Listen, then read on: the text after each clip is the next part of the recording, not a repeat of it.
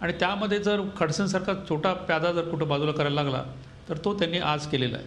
विश्वंभर चौधरी, विरोधकांच्या अनेक नेत्यांवर भ्रष्टाचाराचे आरोप आहेत, त्यातले तर काही जेलमध्ये आहेत, काही जेलमध्ये जातील का अशा स्वरूपाची आपल्याकडे आता चर्चा चालू आहे. विश्वंभर, त्यामुळे भ्रष्टाचाराच्या मुद्द्यावर राजीनामा द्यायला लागलेल्या एकनाथ खडसे यांच्या राजीनाम्याचा विरोधकांना, काँग्रेसला किंवा एनसीपीला राजकीय फायदा कितपत उठवता येईल असं वाटतं आपल्याला? विश्वंभर,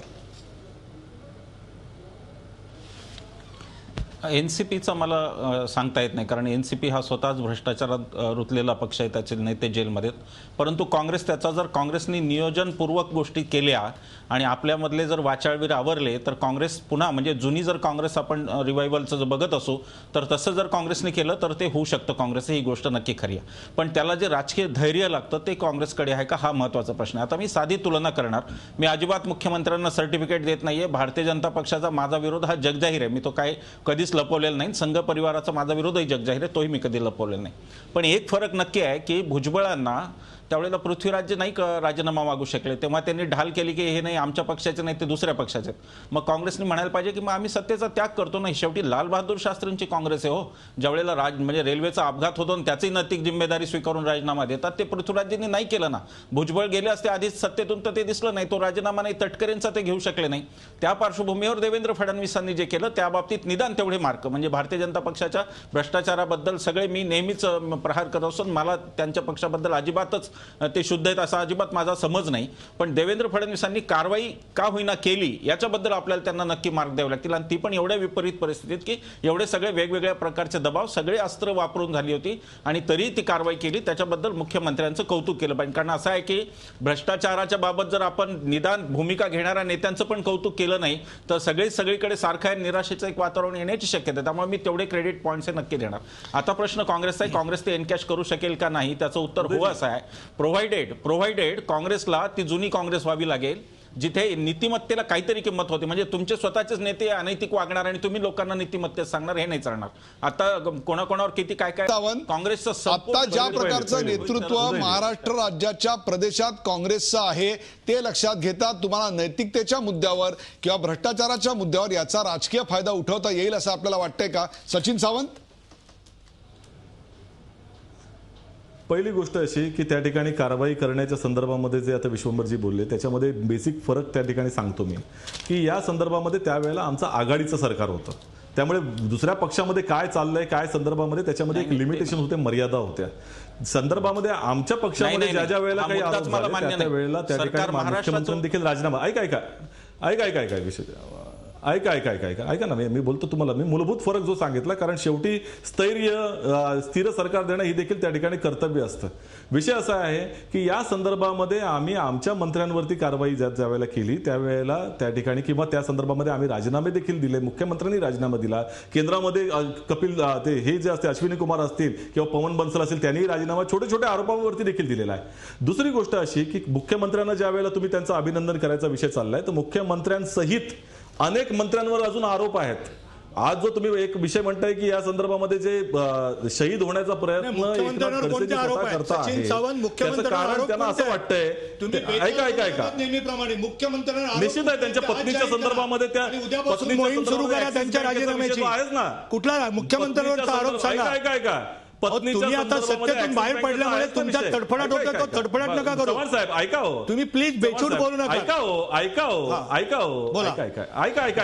काही बेचूट नाही बोलत. आरोप तर आहेच ना, आम्ही स्वतः केलेला आहे. कुठला मुख्यमंत्र्यांचा आरोप? बँकेच्या संदर्भातला आरोप आहेच ना. त्याचबरोबर अनेक त्या ठिकाणी त्यांना कोर्टाने त्यांच्या डिसिजनला नगरपालिकेच्या त्या ठिकाणी स्टे दिलेला आहे. कुठल्या नगरपालिकेला?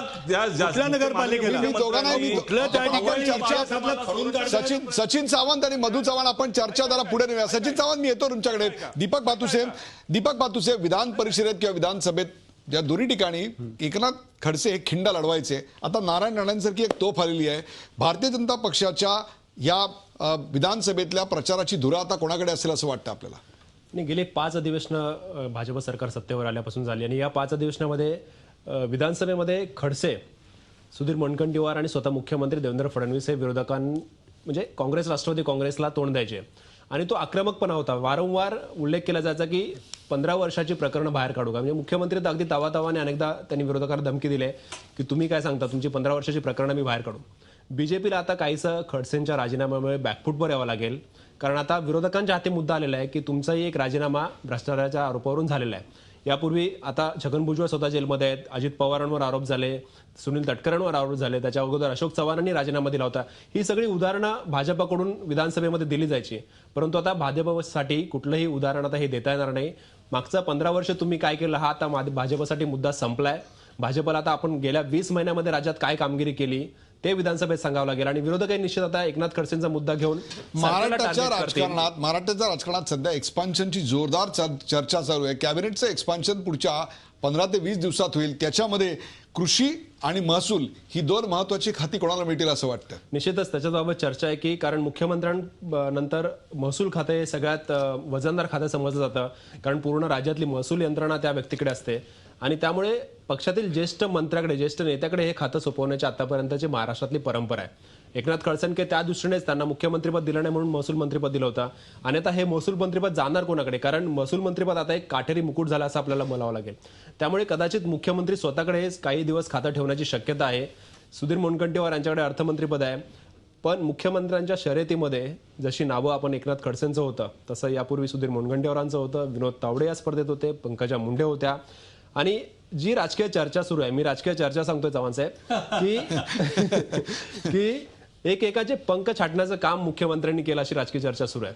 विनोद आता मुद्दा असा आहे की या सगळ्याचा येत्या अधिवेशनावर काय परिणाम दिसेल असं वाटतंय तुला? निश्चित मी मगाशी सांगितल्याप्रमाणे आता काँग्रेस राष्ट्रवादी अधिक आक्रमक झालेले आपल्याला विधानसभेमध्ये आणि विधान परिषदेमध्ये पाहायला मिळेल आणि भाजप बॅकफूटवर येईल आणि विशेषतः राणे आता विधिमंडळात आल्यामुळे विधान परिषदेमध्ये धनंजय मुंडे हे आक्रमक आहेतच विरोधी पक्षनेते म्हणून, परंतु त्यांना आता काँग्रेसकडून राणेंची साथ मिळणार आहे आणि विधान परिषदेमध्ये भाजपची पूर्ण कोंडी होईल आणि एकनाथ खडसे यासारखे आक्रमक नेते आता मंत्रीपद नसेल ते असतील अधिवेशनाला आमदार म्हणून, पण मंत्रीपदावरून बोलताना आणि आमदार म्हणून बोलताना त्यांना निश्चितच मर्यादा येणार आहेत आणि त्यामुळे भाजपसाठी काहीच हे नुकसान. मधु चव्हाण, तुम्हाला आणि सचिन सावंतांना मी एकत्र प्रश्न विचारत नाही, कारण तुमच्यातलं प्रेम आणि आत्ताचे होणारे एकमेकांचे प्रेमळ संवाद हे महाराष्ट्र बघतोय, परंतु तुमच्याशी ज्यांचा प्रेमळ संवाद आहे, तुमच्याबरोबर ज्यांची युती आहे त्याच्याबद्दल आपण बोलूया. शिवसेनेच्या कार्यकर्त्यांनी, शिवसेनेच्या स्थानिक नेतृत्वाने जळगावमध्ये आज फटाके फोडून आनंद व्यक्त केला, पेढे वाटले, याबद्दल काय सांगाल? नाही, माझं पहिलं अर्ध्या मिनिटात सांगतो की सचिन सावंत यांच्याबद्दल माझ्या मनात व्यक्तिगत आकस काय नाही. यापूर्वी टीव्हीवर येताना ते अभ्यासाने मुद्देसूद बोलायचे, बेचूट बेजबाबदारीने बोलायचे. हल्ली त्याला काय झालं म्हणून मला वाईट वाटतं मित्र म्हणून. दुसरा मुद्दा असा की स्वर्गीय बाळासाहेब ठाकरेंची त्या ठिकाणी जी शिवसेना आहे ही शिवसेना सुसंस्कृत शिवसेना आहे. माननीय बाळासाहेब ठाकरेंनी आपल्या अग्रलेखात किंवा प्रत्यक्ष किंवा सभेमधून जाहीर आमच्यावर प्रहार केले, परंतु अशा तऱ्हेचे त्या ठिकाणी शब्द वापरले की बाण तर लागेल पण तिथे जखम होणार नाही, रक्त येणार नाही. अशा तऱ्हेचं मला वाटत नाही ज्यांनी पेढे वाटले ते शिवसैनिक असतील, कारण ही विकृती आहे. ज्यांनी पेढे वाटले त्यांनी ते शिवसैनिक असतील असं मला अजिबात वाटत नाही. सच्चा शिवसैनिक, बाळासाहेबांचा शिवसैनिक, सच्चा शिवसेना कधीच करणार नाही. मला असं वाटतंय की शिवसेनेने हे पेढे वाटले नसणार, ज्यांनी वाटले ती विकृती आहे. आपण खूप पांघरून घालतोय असं नाही वाटत या सगळ्याच्यावर? नाही, पांघरून कमी पडतंय, तोकडं पडतंय असं नाही वाटत? त्यांनी राजीनामा मागताना सुद्धा चांगल्या शब्दाचा उपयोग केला संजय राऊतनी की त्यांच्याबद्दल आदर आहे, ते चांगले नेते आहेत, पक्ष त्यांनी घडवलेला आहे. असो, प्रेक्षकांनी झाली चर्चा आपण पाहिलीत. या कार्यक्रमाचा शेवट करताना खडसेंचा राजीनामा पुढं काय, मला असं वाटतं खडसेंशी न झालेला मुक्त संवाद मी तुम्हाला ऐकवावा. कदाचित खडसे हे ऐकत असतील की नाही मला माहिती नाही, परंतु नाथाभाऊ नमस्कार. सर्व मंत्रिपदाचे राजीनामे देऊन आपण पायउतार झालात खरे. खरं तर श्रेष्ठींचा आदेश येण्याआधीच आपण जर हे पाऊल उचलले असतेत ना तर चांगले झाले असते, कारण आपण ज्येष्ठ आहात. आपल्या या ज्येष्ठत्वाचा मान पक्षातून तुमच्याकडून कुणीच काढून घेऊ शकत नाही. आपणावर अनेक आरोप झाले. कृषी मंत्री असून आपण शेडनेटचा फायदा घेतलात, दुग्ध विकास मंत्री म्हणून पत्नीला लाभ करून दिलात, महसूल मंत्री म्हणून MIDCची जमीन लाटली, मत्स्य विकास मंत्री म्हणून तलावाच्या ठेक्यात आपण घोळ घेतलात. अशासारखे आरोप झाले, त्याने आपण व्यथितही झाला असाल, हे उघडच आहे. ते आरोप आपल्याला मान्य नाहीत याची मला कल्पना आहे, पण त्याची टाळाटाळ करण्यासाठी आपण गेले 4 दिवस जे केलं ते टाळलं असतं ना तर तुमची आणि तुमच्या पक्षाची प्रतिमा उजळ झाली असती. आजवर काहीशी अरेरावीची भाषा वापरून आपण सर्व आरोप परतवून लावलेत, पण लक्षात घ्या आता तो तुमचा आवाज राहिलेला नाही. आता तुमच्या राजीनाम्यानंतर बहुजन समाजावर अन्याय झाला असा कांगावा सुरू झाला आहे. याला सर्वप्रथम आपणच अटकाव केला पाहिजे. अन्यथा उद्या एखादा मराठा नेत्यावर किंवा मुस्लिम नेत्यावर अन्याय झाला तर तो त्याच्या जाती आणि धर्मामुळे झाला अशी ओरड केली जाईल आणि त्याची सुरुवात केल्याचं पातक महाराष्ट्राच्या इतिहासात आपल्या माथी लागेल. अर्थात आज हे आपणास पटणार नाही, पटण्याची माझी अपेक्षाही नाही. कदाचित जेव्हा आपण शांतपणे विचार कराल ना तेव्हा आपल्याला हे पटेल.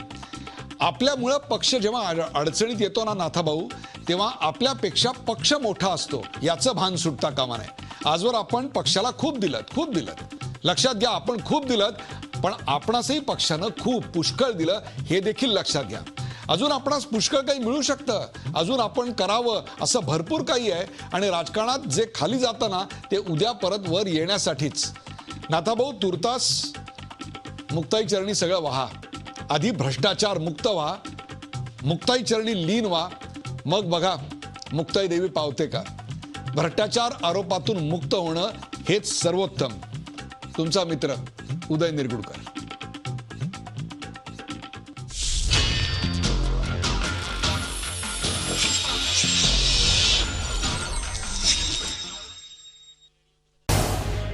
झी 24 तास रहा एक पाऊल पुढे.